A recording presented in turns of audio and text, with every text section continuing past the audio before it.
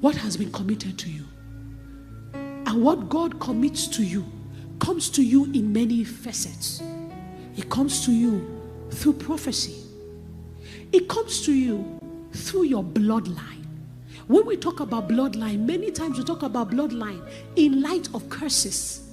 But do you realize there are blessings in bloodlines? Do you realize that there are families that were raised to be kings? And many of the families that worship strange gods and carried the priesthood of demonic altars, many of them were designated by God to carry priesthood. It is their gift that Satan uses. Their gifts to see into the spirit realm. Their gifts to understand how to service altars. Their gifts to understand the melody that opens the spirit realm. Satan takes all of that natural inclination. He possesses it and he uses it to build his own altar. Many of those families were raised to be priests for God. Do you understand that the commitment to you is also through your bloodline? Some of you, heaven is waiting and saying, when will you claim the mantle of leadership that I gave to your grandmother? It says, Timothy, this same faith that was in your grandmother, Lois, and was in your mother, is now at work in you. It tells you that faith is not just the substance of things hoped for. Faith is a substance. A substance that can be seen, that can be felt, and is transferable to another generation. God is waiting and saying, where is that mantle in Kenya? The forefathers of faith in this land, they fought for Kenya to be a gate in Africa, for Kenya to be a voice coming out of the east, flowing as Pishon, Gihon, Hiddekel, and Euphrates, for the fruits of this land to be beautiful and sweet, as a prophetic representation that Kenya is meant to be an Eden, that out of this land should flow the rivers of God to the ends of the earth. Fathers labored, moved from county to counties, raised dangerous prophetic prayers, opened gates in the spirit, broke doors open so that you might walk in it. And God is saying, do you recognize the bloodline that flows through this church? Do you remember what the father of this house labored for? You are fighting for a leadership position, fighting inside department. When Bishop Alan started this ministry, was that what he prayed for? Was that what he wept for? Was that what he cried for? Do you even know the spiritual inheritance that was labored for to give to you? Many of you do not have bone in the spirit. Never commanded an altar or opened a gate. Whilst you are sitting in a house that carries the inheritance of opening gates and breaking open portals that never existed before their time. And yet you cannot break simple culture. A testimony of breaking the hand of poverty and entering into wealth. And yet you cannot tell that if he did it, then it has become your inheritance. Many sons have become the shame and the snare of their fathers. Not because the fathers did not labor, but because the sons have refused to enter the fruitfulness of the labor of the fathers. Then some enter into it and they insult the fathers. And God said, remind my people that you may see the promised land. You may enter the promised land, but you cannot keep the promised land if you do not honor the fathers and the mothers who gave you the weights that you now have. Bishop, this is not what I thought I would preach. I've not looked at my notes for once, because I perceive in my spirit that the Holy Ghost has his own plan for this morning. And I perceive in my spirit that this church is shifting. It's shifting. It's shifting. There is a new kind of relevance that God is giving to JCC. And for it to be established, God needs to forcefully pull out a line of covenant that was promised to this house. You thought you had seen it before, but God is saying, I will walk with you the way I walked with Isaac. But the dimension of the expression in Jacob is not going to be the way it was with Abraham. He moved from tent to tent. Joseph built cities.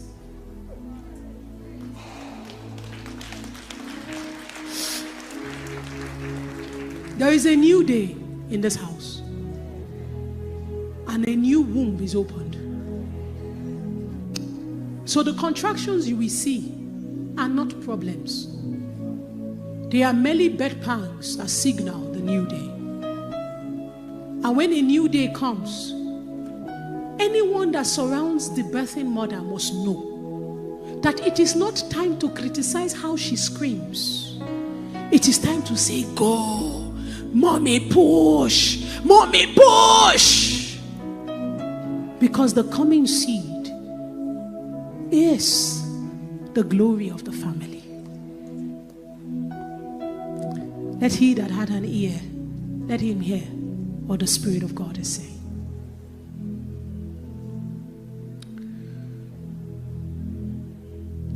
Jacob journeyed to Genesis 28. Stood right there.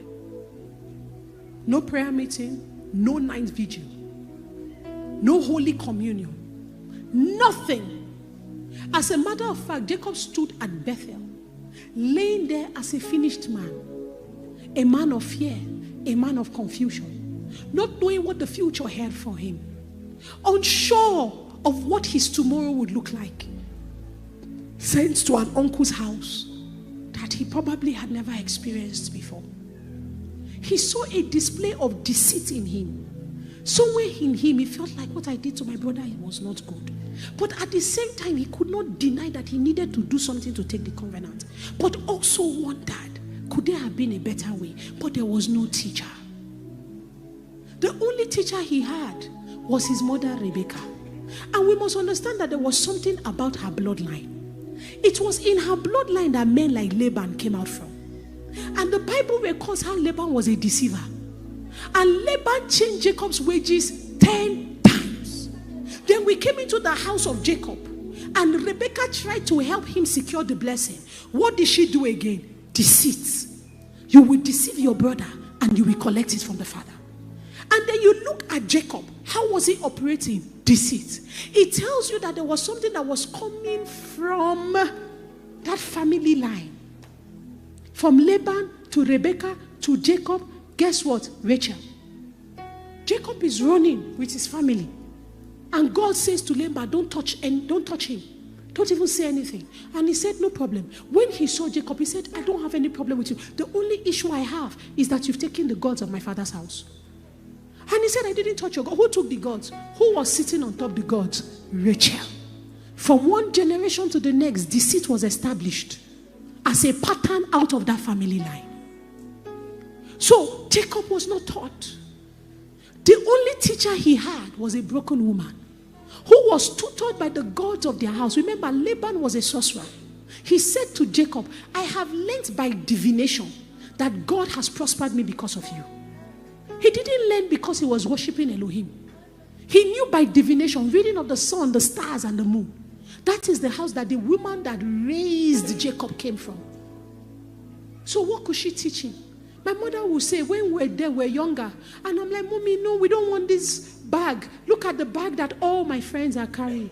My mother would say, now food, when mama gets, now take the feeding picking. It is the food a mother has that she feeds her child with. What I don't have, I can't give you.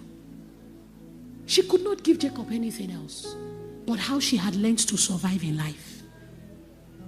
So a man that was designated by God to be the carrier of a covenant dangerous to the kingdom of darkness was raised by a woman broken by the doctrines of sorcery from her father's house. This is the story of many of us. You carry something so great on the inside of you.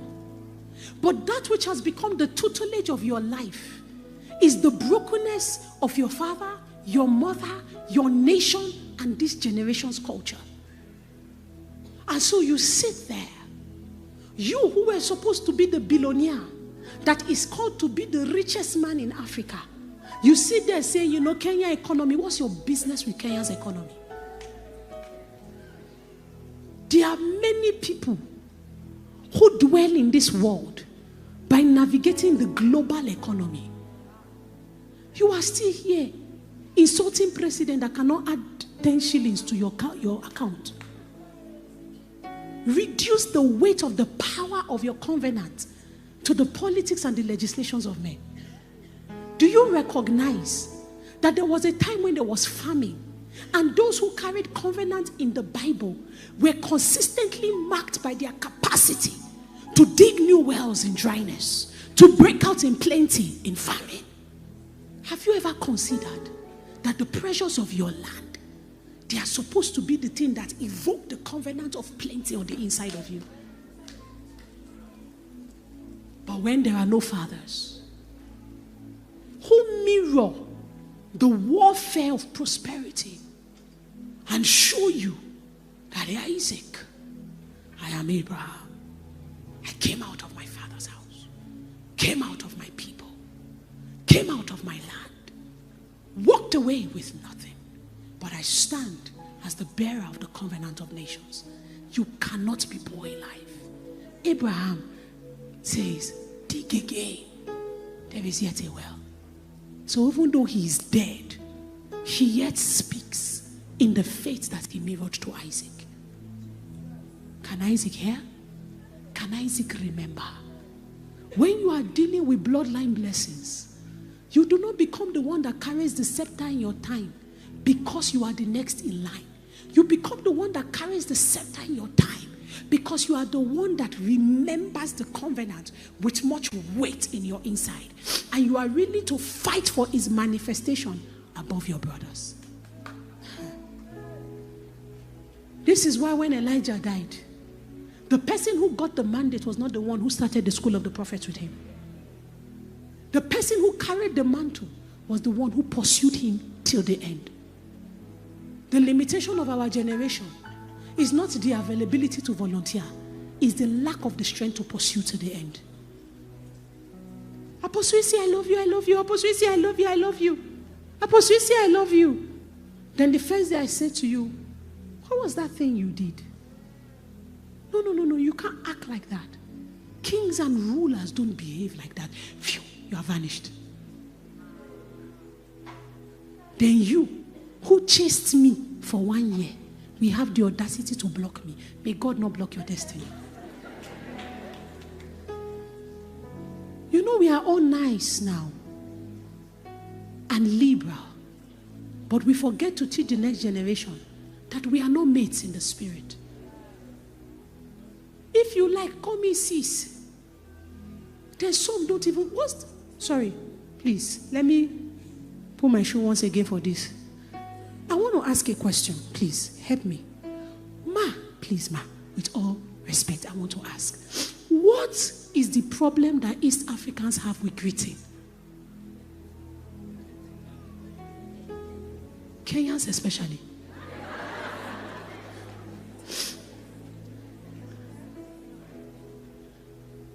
Somebody said it's because there were no kings. Such a lack of honor. Great at political protocol, but poor in interpersonal honor. Oh yes, woman of God, let me carry your bag. Let me wear your shoe. Yes, the protocol that man sees. But interpersonal relationships are quick to forget weight. I've never in my life seen any other country like that. So I just stand back and look. When they send me messages sometimes on Instagram, are you going to be adjusted? So I say, good afternoon to you too. Who is your mate? Because I'm wearing bone straight and tight dress does not mean we are friends. Who is your sis? I was casting out demons before you even knew they existed. Can I talk?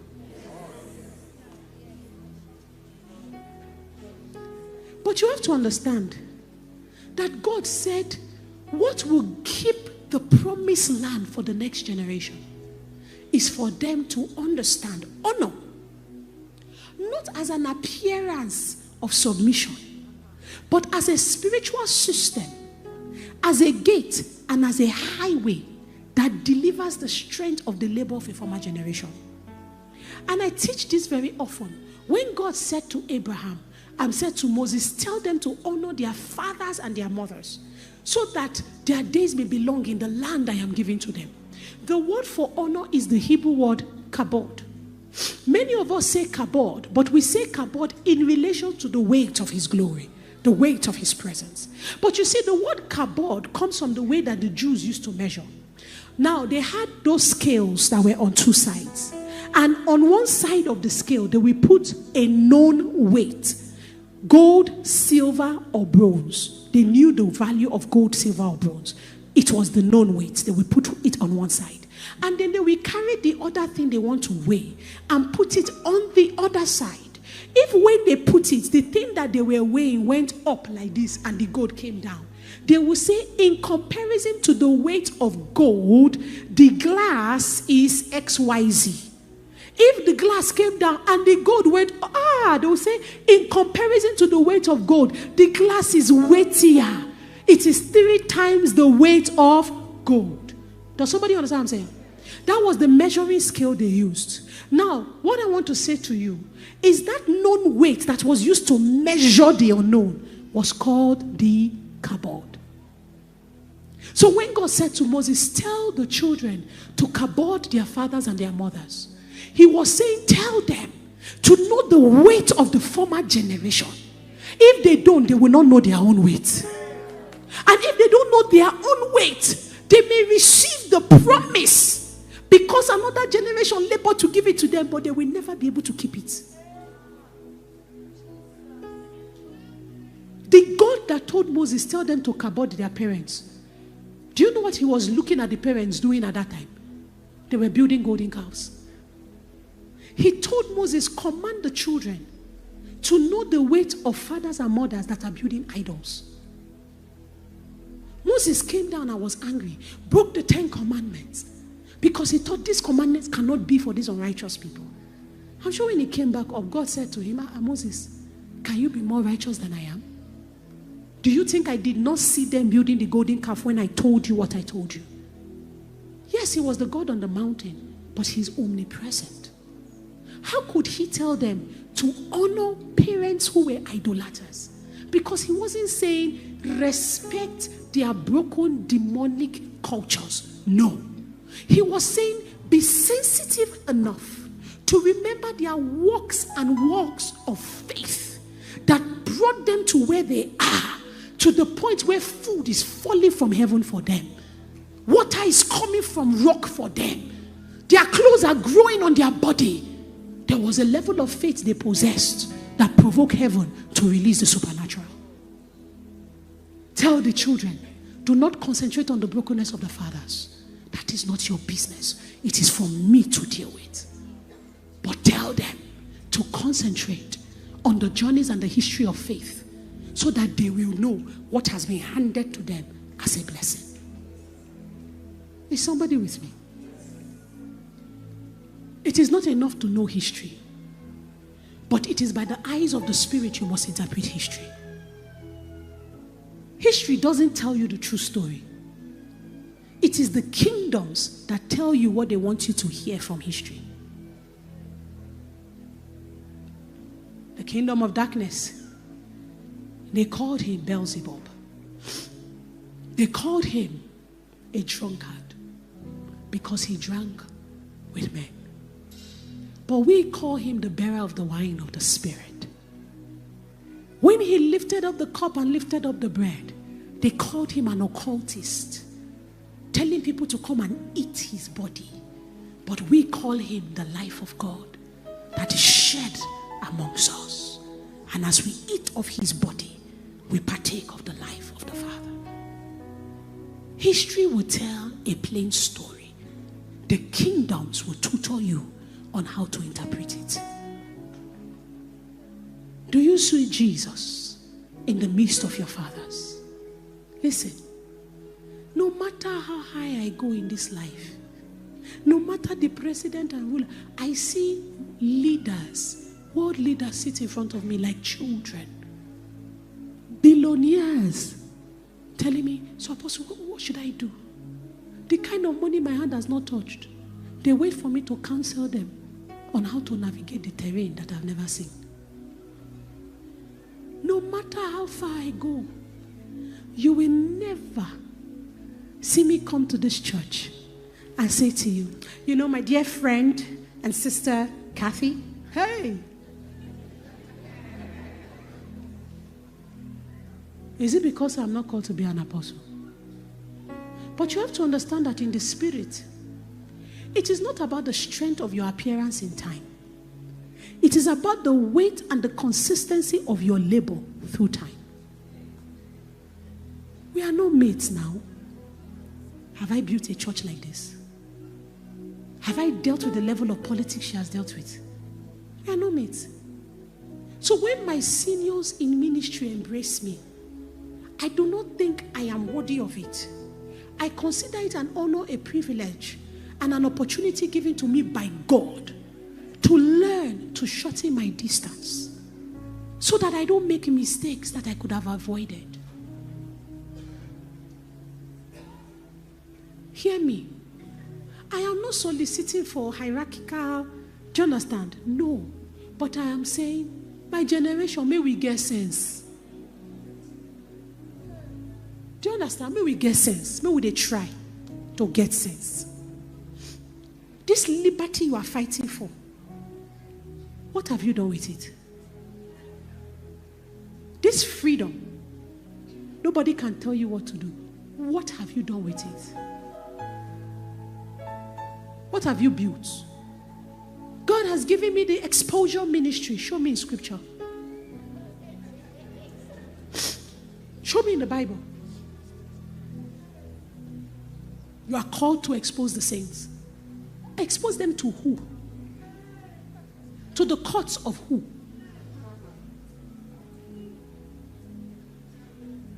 Did the Bible not say, do not rebuke an elder? Maybe they talk true now. What fuels many of the things we do is actually the fear on the inside of us. The unaddressed brokenness and the lack of making the journey of mercy and compassion.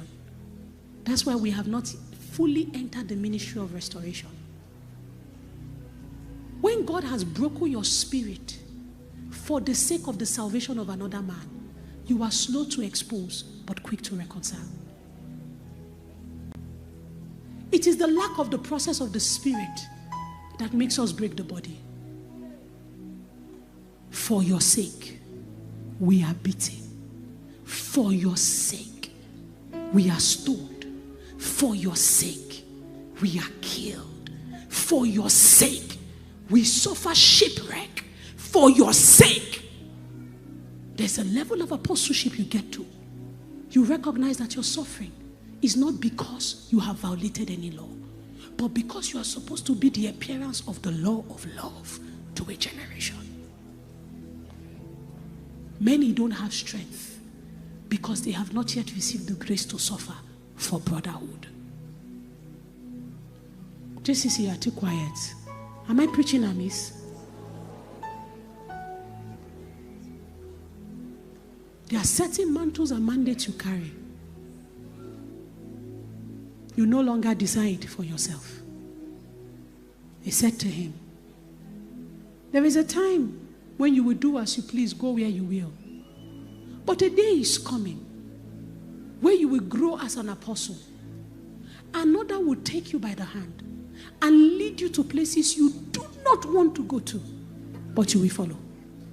Because the mark of spiritual maturity, authority, I say it again, is not the liberty to do as you please, but the constraint to follow as he wills.